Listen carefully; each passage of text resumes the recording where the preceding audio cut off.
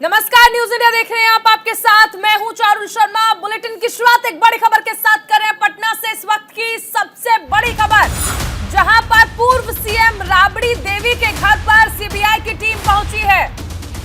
जमीन के बदले नौकरी देने के मामले में यह कार्रवाई की गई है। डिप्टी सीएम तेजस्वी यादव भी आवास पर मौजूद हैं।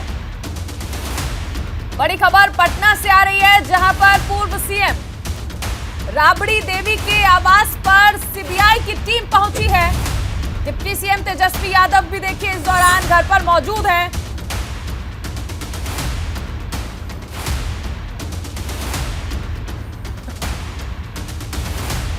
ये देखिए सीधी तस्वीरें आपको दिखाई जा रही हैं। राबड़ी देवी के यहां पर पहुंची है सीबीआई की टीम और यहां पर छापेमारी की जा रही है। देखिए इस दौरान अभी आपको बता दें कि तेजस्वी यादव भी आवास में है।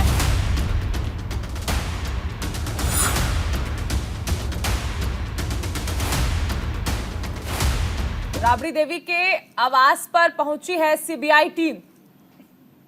पटना से इस वक्त की बड़ी खबर आपको बताई जा रही है।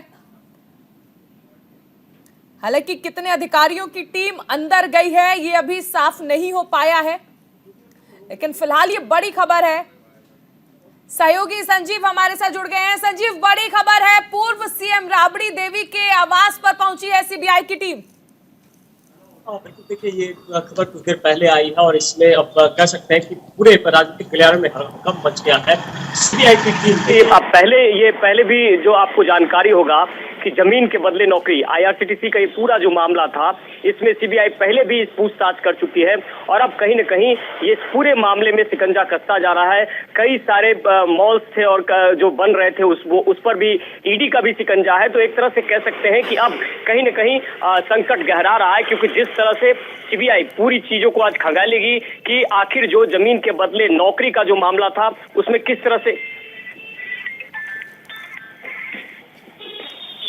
संजीव, ये भी समझना चाहेंगे, देखिए मई 2022 का वक्त आपको याद होगा, उस दौरान भी जो सीबीआई की टीम है वो पहुंची थी छापेमारी करने के लिए और दिल्ली और बिहार समेत 17 जगह पर उस दौरान सीबीआई की ओर से छापेमारी की गई थी। इस वक्त आखिर क्या कुछ निकलकर सामने आ रहा है? कितने लोगों की टीम, कितने अधिकारी जो है वो पहुंचे हैं? देखिए अभी जो शुरुआती जानकारी है ये पता लगा है कि सीबीआई की टीम जो है लगभग एक या दो टीम यहाँ पहुंची है और खुद तेजस्वी यादव भी वहाँ मौजूद हैं। इससे पहले जो आपने चर्चा की कि जो इसके पहले जो सीबीआई ने छापेमारी की थी, तो सीबीआई को कई सारे स्रोत और सूत्र मिले थे। उसमें अब ये पूरी तरह से ट्रायल पे था और सीबीआई ये चाहती थी कि पूरे सबूत के साथ इस पूरे मामले को इकट्ठा किया। यहाँ से लेकर पटना से लेकर दिल्ली तक कैसे इसके ताज हुए, गोपालगंज और तमाम जो कह सकते हैं लालू प्रसाद यादव का नेटिव प्लेस है। तो इस पूरे मामले में तथ्यों को और जोड़ना चाहती है सीबीआई और अब देखना होगा, क्योंकि अब ये शुरुआती कह सकते हैं कि ये पूरा मामला जो है शुरुआती छानबीन हो रही है। तो थोड़ी देर के बाद बहुत सारे अपडेट भी आ जाएंगे कि सीबीआई ने किन किन मामलों में और क्या कुछ संजीव, बिहार में बजट सत्र चल रहा है और आज सत्र का छठा दिन है और ऐसे में ये छापेमारी की गई है। क्या मायने निकाले जाए, क्योंकि अब देखिए राजनीतिक बयानबाजी का दौर जो है वो भी शुरू हो चुका है और सबसे अहम चीज देखिए आरजेडी के जो प्रवक्ता है मृत्युंजय तिवारी, उन्होंने भी इसको लेकर निशाना साधा है। देखिए बिल्कुल चारुल, इस पूरे मामले में अब कहीं न कहीं जिस तरह से बजट सत्र है और सत्र में बीजेपी और तमाम जो पार्टियां विपक्ष में बैठी हुई वो अब सीधे लगातार हमला करेंगी कि आखिर भ्रष्टाचार कब तक। तो एक कह सकते हैं कि अभी लंबा सत्र चलेगा, पूरे 1 महीने सत्र चलना है। तो ऐसे में अब मुश्किलें बढ़ेगी सरकार की, क्योंकि नीतीश कुमार और आरजेडी और जेडीयू और तमाम जो दलों की सरकार है उसमें इस वक्त पर रेड पड़ना, तो इसका जवाब कहीं न कहीं विपक्ष मांगेगी इसका जवाब और ये मामला फूल पकड़ेगा। हालांकि अभी जिस तरह से रेड पड़ रहा है तो उसमें कई सारी जानकारियां सामने आएगी और जाहिर तौर पर क्योंकि होली का वक्त है आज और सदन आज चलेगा, कल भी, और उसके बाद देखना होगा कि जब होली के बाद इस पूरे मामले पर विपक्ष एकजुट होगा और विपक्ष पूरी तरह से हमलावर होगा। और मैं बता दूं कि पहले से ही विपक्ष लगातार कई मुद्दों को लेकर हमलावर रहा है सरकार पर। तो अब देखना होगा कि आने वाले समय में इन सारे मुद्दों को लेकर विपक्ष, सरकार या आरजेडी किस तरह से इसका जवाब देती है। संजीव, 15 तारीख को देखिए पेशी वैसे भी होनी है लालू यादव की, राबड़ी देवी की, मीसा भारती की और उससे पहले की छापेमारी। क्या मायने हैं इस छापेमारी के, और इसके साथ ही कहां कहां ये छापेमारी की गई है? क्योंकि अब से पहले जब सीबीआई की टीम पहुंची थी मई 2022 में, उस दौरान हमने देखा था 17 जगह पर छापेमारी हुई थी, दिल्ली और बिहार समेत। इस वक्त क्या सिर्फ राबड़ी आवास पर छापेमारी सीबीआई की टीम पहुंची हुई है या फिर और भी जगह पर पहुंची है?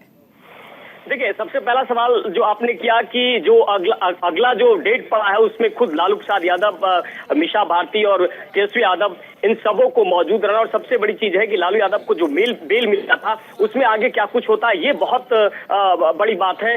दूसरा जो आपने कहा कि कहां कहां छापेमारी हो रही है, तो अभी शुरुआती दौर में ये जो जानकारी मिल रही है कि राबड़ी आवास के अलावा और भी जगहों पर सूत्रों के हवाले से जो खबर है वो छापेमारी हो रही है। कई टीम जो है पटना में आई है, और देखिए सीबीआई की जो छापेमारी होती है किसी को पता नहीं होता है, और ऐसे में लगातार कहीं ना कहीं बहुत सारी चीजों को खंगाला जाएगा। और अब कह सकते हैं कि आरजेडी के अंदर एक मुश्किलें बढ़ेगी, क्योंकि अगर इन सारे ट्रायल में जिस तरह से जमीन के बदले नौकरी में बहुत सारे मामले सामने आए थे, उसमें अब साक्ष्य अगर सीबीआई को मजबूती के साथ मिलते हैं तो कहीं ना कहीं लालू यादव के साथ साथ तेजस्वी यादव, मीसा भारती और तमाम लोगों की मुश्किलें बढ़ेंगी। चारुल, संजीव, तेजस्वी यादव फिलहाल क्योंकि राबड़ी आवास पर मौजूद हैं जहां पर सीबीआई की टीम पहुंची है, ऐसे में क्या जो सत्र चल रहा है वहां तेजस्वी जाएंगे या नहीं? बिल्कुल, देखिए ये एक अब है कि जो भी इस तरह के ट्रायल चलते हैं, चाहे वो सीबीआई का ट्रायल चला हो, ईडी का ट्रायल चल रहा हो, तो बेहद ही इसको गंभीरता से लिया जाता है। कोई व्यक्ति आता है न जाता है, उसकी पूरी छानबीन होती है। तो अब देखना ये भी होगा, ये बहुत अहम सवाल आपने किया कि अगर इस तरह की छापेमारी हो रही तो क्या वो सत्र जाएंगे या नहीं जाएंगे, सीबीआई उनसे क्या पूछताछ करती है, क्या कुछ सीबीआई जानना चाहती है। क्योंकि देखिए एक ही मामला नहीं, कई सारे ऐसे मामले हैं जिसको लेकर सीबीआई, ईडी लगातार कहीं न कहीं शिकंजा कसा है। तो ऐसे में अब सीबीआई के लिए सबसे बड़ी चुनौती है कि जिस मामले में आय के नौकरी के बदले जो तमाम चीजें और बातें सामने आई थी, तो इन सब चीजों को खंगालेगी, एक एक चीजों को खंगाली। इसके पहले भी आपने देखा होगा कि जो एमएलसी थे वहां आरजेडी के एमएलसी, उनके यहाँ छापेमारी हुई थी। उसके अलावा तमाम जगहों पर छापेमारी पहले भी किया गया था। जो सांसद थे आरजेडी के, वो पूर्व सांसद और तमाम लोग, उनके यहाँ भी छापेमारी हुई थी। तो कह सकते हैं कि इस पूरे मामले में पूरी तरह से सीबीआई खंगालने की कोशिश कर रही है कि आखिर ये पूरा मामला कहां तक है और इसके तार कहां तक जुड़े हुए हैं। तो दिल्ली से लेकर पटना, गोपालगंज, तमाम कह सकते हैं कि इलाकों में सीबीआई पूरी तरह से इसको खंगालने की कोशिश करेगी और साक्ष्य को जुटाने की कोशिश करेगी ताकि इसको पूरी तरह से सुलझाया जा सके। संजीव, अभी फिलहाल अगर आप वहां पर मौजूद हैं तो इस वक्त क्या तस्वीरें हैं, अगर आप दिखा पाए? इस वक्त देखिए अभी हम थोड़ा दिखाने में असमर्थ है, लेकिन ये जो है अभी जो स्थितियां हैं कि लगातार जो है पूछताछ जारी है। वहां पर बाहर की जो सिक्योरिटी है पूरी टाइट कर दी गई है, अंदर किसी को आने जाने की अनुमति नहीं है। और ऐसे में अब ये थोड़ी देर के बाद बहुत कुछ सामने आएगा। आरजेडी के लोग क्या कुछ कहते हैं ये भी बयान सामने आ जाएगा, लेकिन फिलहाल जानकारी मिल रही है कि पूरी टीम जो है आवास के अंदर जो है पूछताछ कर रही है। चारुल, बिल्कुल, ये भी जानना चाहेंगे संजीव कि क्या पूछताछ जो आप बता रहे हैं, एक देखिए आपसे अपने पहले देखा होगा कि जिस दौरान कांग्रेस नेता पवन खेड़ा को गिरफ्तार किया गया, टाइमिंग पर सवाल उठाया गया कि कांग्रेस का अधिवेशन हो रहा है और ऐसे में पवन खेड़ा की गिरफ्तारी, हालांकि कोर्ट से उन्हें राहत मिल गई। ऐसे में कहीं ना कहीं टाइमिंग को लेकर यहाँ पर भी सवाल उठ रहे हैं कि एक तरफ सत्र चल रहा है, विकास की बातें होने वाली है, वहां पर बजट की बातें होनी है, और ऐसे में उसी दौरान और दूसरी तरफ 15 मार्च को जब पहली पेशी होनी है उससे पहले सीबीआई पहुंची है टीम पर। अब बिल्कुल चालू, देखिए इसमें अब जिस तरह से आपने सवाल किया है लगातार, अब इस पे बिल्कुल आरजेडी पूरी तरह हमलावर होगा कि आरजेडी ये बार बार कह चुका है कि ईडी, सीबीआई, इसका अब कोई मायने और मकसद नहीं बचा है। ये उन लोगों को तंग किया जाता है जिनको कि टारगेट किया जाता है। तेजस्वी यादव भी पहले बोल चुके हैं, शक्ति सिंह यादव जो एमएलए है आरजेडी के, वो बोल चुके हैं, मृत्युंजय तिवारी जो है प्रवक्ता है। तो अब आरजेडी की तरफ से ये साफ ये बयान आता है कि ये जो भी कार्रवाई हो रही है वो जानबूझकर किया जा रहा है। बीजेपी ऐसे ही मौकों पर ये काम करते हैं, और ऐसे में सत्र के साथ साथ जिस तरह से 2024 और 25 कमीशन है, तो ये भी आरजेडी इसको टारगेट करेगी कि कहीं ना कहीं तेजस्वी यादव के उभरते चेहरे को एक कोशिश है खराब करने की।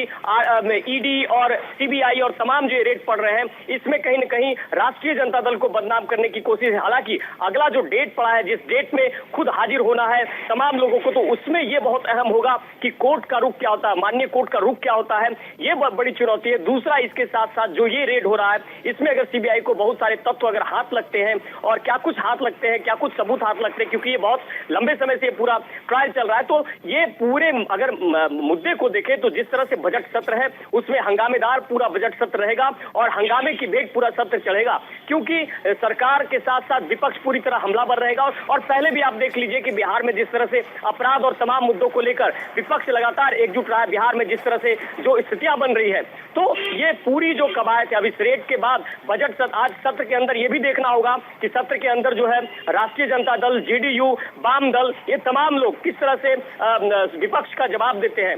तो संजीव सदन की अगर हम कार्रवाई की बात कर लें, क्योंकि 11 बजे से था, ऐसे में क्या सदन में इसको लेकर किसी तरह की बातचीत, किसी तरह की आपको कोई जानकारी, क्योंकि सबसे अहम चीज है कि मुख्यमंत्री नीतीश कुमार जो लगातार अब मुखर तरीके से बीजेपी पर हमलावर हैं, उनकी कोई प्रतिक्रिया इस पूरे मामले पर कि आखिर क्यों ऐन वक्त पर ही राबड़ी देवी के आवास पर पहुंची है सीबीआई की टीम?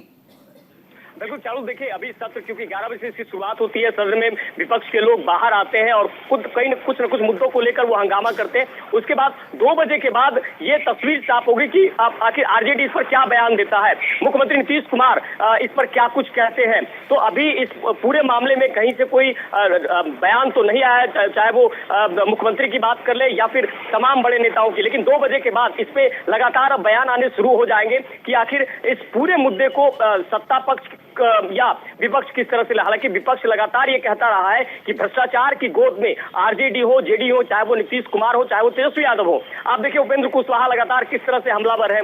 तो ये पूरी जो कवायद है इस पूरे मुद्दे को लेकर कहीं न कहीं अब बजट सत्र में ये देखना होगा कि आखिर ये इसका जवाब क्या आता है, नीतीश कुमार इस पर क्या कहते हैं और आरजेडी की तरफ से क्या पक्ष रखा जाता है। तो थोड़ी देर के बाद ये सारे बयान भी सामने आ जाएंगे। शाहरुख। बिल्कुल संजीव, घर में इस वक्त कौन कौन मौजूद है, इस बारे में कोई जानकारी? जिस तरह तेजस्वी यादव के बारे में जानकारी मिल रही है, इसके अलावा अगर हम देखें तो और कौन कौन परिवार का सदस्य जो है वो वहां पर मौजूद है? देखिए यहाँ पे राबड़ी देवी मौजूद है, तेजस्वी यादव मौजूद है, कुछ उनके जो नेतागण हैं वहाँ वो मौजूद थे, उसके अलावे और जो उनके पीएस है वो थे वहाँ पे मौजूद। तो अब थोड़ी देर के बाद हमें लगता है कि ये भी जानकारी आएगी आरजेडी की तरफ से कि क्या कुछ है, क्यों ये रेड पड़ा है, रेड के पीछे का कारण क्या है। और आरजेडी को, क्योंकि पिछले अगर बयान आप देखिए आरजेडी के तमाम नेताओं को, तो बार बार ये कहा जा रहा है कि ये बीजेपी का अपना एक प्रोपेगेंडा है, ये बीजेपी की तरफ से कराने का एक रस्म चल चुका है, चाहे वो मुख्यमंत्री नीतीश कुमार हो, चाहे वो तेजस्वी यादव हो, चाहे वो आरजेडी के तमाम नेता हो, चाहे वो सीपीआई, सीपीएम, तमाम नेताओं की अगर हम बात कर ले तो ये लगातार ये बयानबाजी होती रही है। लेकिन थोड़ी देर के बाद ये बहुत कुछ साफ होगा कि क्या इसके पीछे का मकसद था, सीबीआई जो रेड कर रही थी और क्यों कर रही थी। देखिए ये पूरा जो रेड होता है ये बहुत ही कॉन्फिडेंशियल होता है और इसकी किसी को जानकारी नहीं होती है। तो अब हमें लगता है कुछ देर के बाद जो आरजेडी के लोग हैं या खुद तेजस्वी यादव इस पे क्या कुछ कहते हैं, ये थोड़ा अभी समय लगेगा। संजीव, ये जानकारी निकलकर सामने आ रही है कि 12 सदस्यीय टीम जो है सीबीआई की वो पहुंची है और यहाँ पर सीबीआई तमाम मुद्दों को लेकर अहम दस्तावेज जो हैं उन्हें जुटाने की कोशिश कर रही है। देखिए चारुल, इस पूरे मसले को अगर आप समझे कि जमीन के बदले नौकरी, ये मामला जिस तरह से उठा था उसमें ये तार इसके गोपालगंज से लेके पटना से लेकर दिल्ली तमाम जगहों पर जुड़े थे। ये आरोप लगा था कि जिनको लालू यादव के समय में कि जिनको नौकरी चाहिए उनको जमीन जो है वो दिया जाता था। तो इस पूरे मसले पर सीबीआई जो है इसकी पूरी एक टीम गठित हुई थी और वो टीम लगातार काम कर रही थी। और ऐसे में जो 12 सदस्यीय टीम की आपने बात कही है, जाहिर तौर पर ये टीम अलग अलग जगहों पर अपने अपने तरीके से जो साक्ष्य उसको जुटाने का लगातार प्रयास कर रही है, चाहे वो गोपालगंज से जुड़े तार हो, चाहे वो पटना से जुड़े तार हो, चाहे वो दिल्ली से जुड़े तार हो। तो ये जो साक्ष्य जुटाने की बात है इसमें एक लंबा समय बीत चुका है और ऐसे में सीबीआई की एक कोशिश होगी कि इस पूरे मसले में किस तरह से पूरे साक्ष्य को जुटाया जाए ताकि तो पूरा जो ट्रायल है उसको स्पीडी ट्रायल कराकर इसको पक्ष को सामने रखा जाए। तो सीबीआई की जो रेड होती है वो अपने तरीके से होती है, अपने तरीके से वो साक्ष्य जुटाते हैं। हालांकि एक चीज हम ये समझना चाहेंगे कि तस्वीरें कुछ स्पष्ट हो पाए, क्योंकि ये कहा जा रहा है कि ये छापेमार कार्रवाई नहीं है, लैंड फॉर जॉब घोटाले को लेकर सीबीआई दरअसल आगे की पूछताछ करने के लिए पहुंची है। तो आपके सूत्र आखिर क्या कह रहे हैं, क्या ये छापेमार कार्रवाई है या फिर सीबीआई पूछताछ के लिए पहुंची है? देखिए, मैं बार बार कह रहा था कि इस तरह के सीबीआई के जो रेड है, सीबीआई का जो भी चीज होता है कॉन्फिडेंशियल होता है, ये पूछताछ का मामला है या फिर रेड, सीबीआई की रेड है, सीबीआई क्या कुछ जानना चाहती है, तो अभी शुरुआती दौर में बहुत कुछ कहना उचित नहीं है, क्योंकि जिस तरह से टीम आई है, टीम जो है पूरी पूछताछ कर रही है। गहन पूछताछ के बाद वो क्या कुछ निकल कर आता है, क्या सीबीआई के जो टीम है, जो अधिकारी है, वो क्या कुछ बोलते हैं, आरजेडी की तरफ से क्या पक्ष आता है। मैं बार बार ये कह रहा हूँ कि कुछ देर के बाद ये सारी चीजें, तस्वीरें साफ होगी कि आखिर इसके पीछे का मकसद क्या था, क्या जो ट्रायल चल रहा है, क्या जो सीबीआई पहले जमीन के बदले नौकरी में जो छानबीन कर रही है, उसके लिए क्या पूछताछ के लिए आई है, और क्या कुछ साक्ष्य जुटाने के लिए वो जानना चाहती है। तो थोड़ी देर के बाद चारुल ये सारी चीजें सामने आएगी कि आखिर इसके पीछे का पूरा मकसद क्या था, सीबीआई क्या कुछ जानना चाहती है। तो थोड़ा इंतजार करना होगा, उसके बाद ही ये पता लग पाएगा कि क्या इसके पीछे सीबीआई का मकसद क्या है। बिल्कुल संजीव, आप बने रहिए हमारे साथ। एडिटर इन चीफ विजय त्रिवेदी जी जुड़े हैं। विजय जी, देखिए, टाइमिंग को लेकर विपक्ष हमेशा सवाल उठाता रहा है और आज भी एक तरफ बिहार में बजट सत्र और दूसरी तरफ 15 मार्च को पेशी थी। ऐसे में सीबीआई की टीम पहुंची है पूर्व सीएम राबड़ी देवी के आवास पर। अभी तो बार बार मसला चल रहा है, यदि आपको याद हो कि कल भी देश के 9 विपक्षी दलों ने, 9 जो अपोजिशन पार्टीज हैं, उन्होंने प्राइम मिनिस्टर को चिट्ठी लिखी है और कहा है कि मिसयूज ऑफ सेंट्रल एजेंसी जो है अपोजिशन लीडर्स और अपोजिशन पार्टीज के खिलाफ हो रहा है, उस पर कुछ काम किया जाना चाहिए। ये बात ठीक है कि सेंट्रल एजेंसी जो है मोटे तौर पर अपने हिसाब से काम करती हैं और जो भी उनके पास इंफॉर्मेशन होती है उसके आधार पर रेड करती हैं, जांच करती हैं, लोगों को बातचीत करती हैं। और अभी हमने देखा भी कि भले ही अपोजिशन के लीडर्स पर बात की जाए, लेकिन जिन लीडर्स को अरेस्ट किया गया उनको कोर्ट ने भी आगे जेल भेजा है या रिमांड पर भेजा। तो इसका मतलब ये नहीं है कि केवल सेंट्रल एजेंसी किसी सरकार के प्रेशर में ही ये काम कर रही हो। अगर ऐसा होता तो फिर उनको जुडिशियल लेवल पर, यानी अदालत में उनको छुटकारा मिल जाता, छूट मिल जाती। हमने देखा आम आदमी पार्टी के सत्येंद्र जैन साहब हैं, 8-9 महीने से जेल में हैं। मनीष सिसोदिया जी उप मुख्यमंत्री हैं, उनको भी अभी तक नहीं मिली है, और तमाम लीडर्स हैं जिनको नहीं मिल पा रही। तो दोनों पक्ष किए जा सकते हैं। राजनीतिक तौर पर देखा जाए तो विपक्षी दलों की ये बात होती है कि भाई बार बार केवल विपक्षी दल के नेताओं पर ही सेंट्रल एजेंसीज की रेड हो रही है, चाहे वो ईडी हो या सीबीआई हो या दूसरी पार्टी, दूसरी एजेंसीज हों।